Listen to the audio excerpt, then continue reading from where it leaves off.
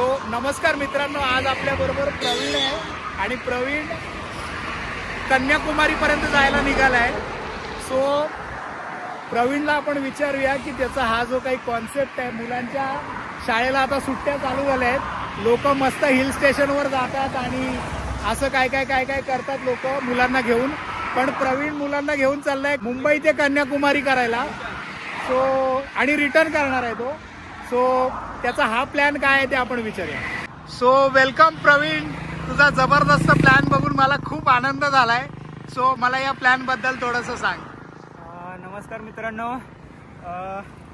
Plan एक 2-3 महिन्यापूर्वी तयार केला आणि ठरवलं की या दोघांचा एक रेकॉर्ड करायचा। माझी मुलगी आहे सान्वी प्रवीण पाटील, 11 वर्षाची आहे।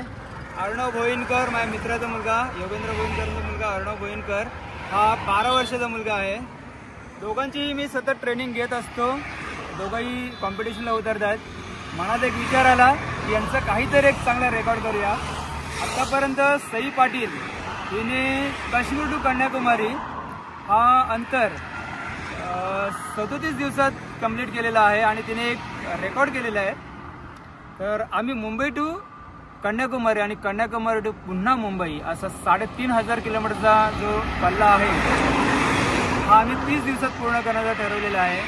मे बी तो 29 दिवसात होण्याची चान्सेस आहेत, बघूया काय होते ते। आणि आता मुंबईतून निघालेलं सकाळी 5 वाजता दाभोळकर सर जस्ट मिळाले मला।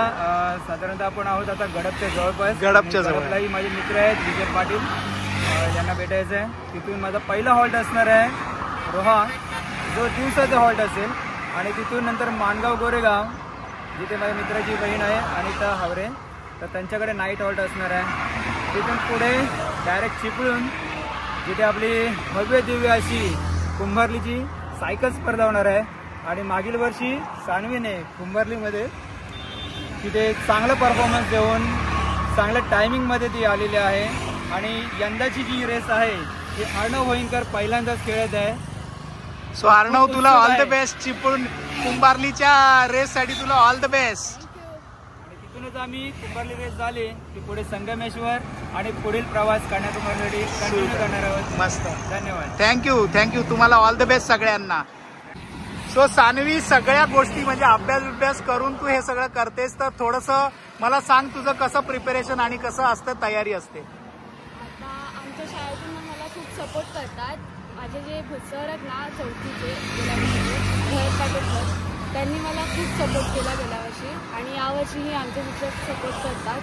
त्याच्यामुळे अभ्यासाचं एवढं काही टेन्शन येत नाही आणि सायकलिंग करायलाही सूट भेटते। आणि अभ्यास कसा तो होमवर्क वगैरे करतो तो संध्याकाळी, आणि जे सायकलिंग असतं ते सकाळी। तुला उन्हातून त्रास नाही होत सायकल चालवायला वगैरे, असं कंटाळा नाही येत, असं इतर काही खेळावंसं वगैरे नाही वाटत? वाटतं ना, खेळते मी गार्डन मध्ये जायला। गुड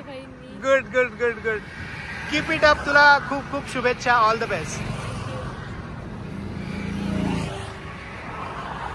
अर्णव, तुला आजच्या सायकलिंग एक्सपिडिशनला तू आता एवढ्या मोठ्या चाललायस, एवढ्या लहान वयात, तुला काय वाटतंय आणि ओव्हरऑल तू अभ्यास वगैरे कसा सांभाळतोस? पहिल्यांदाच इतक्या लांब जातो तर खूप आनंद झालाय की पहिल्यांदा इतकं लांब फिरणार आहे वगैरे।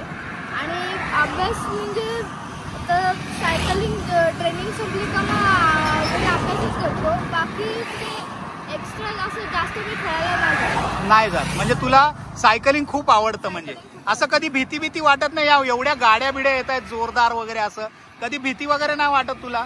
कधी घाट उतरताना भीती वाटते। ओके, तुला तुझ्या या सगळ्या एक्सपिडिशन साठी ऑल द बेस्ट आणि तू एकदम मस्त सक्सेसफुल हो। आणि आपण चिपळूणला भेटणार आहोत, कारण मी पण चिपळूणला असणारच आहे कुंभारली घाटामध्ये। सो आता मी तिकडेच जायला निघालेलो आणि वाटेत तुम्ही दिसलात, मला खूप मजा आली। चालेल, चला, ऑल द बेस्ट तुम्हाला तिघांना पण, ऑल द बेस्ट। चलो bye, all the best, bye, all the best, bye.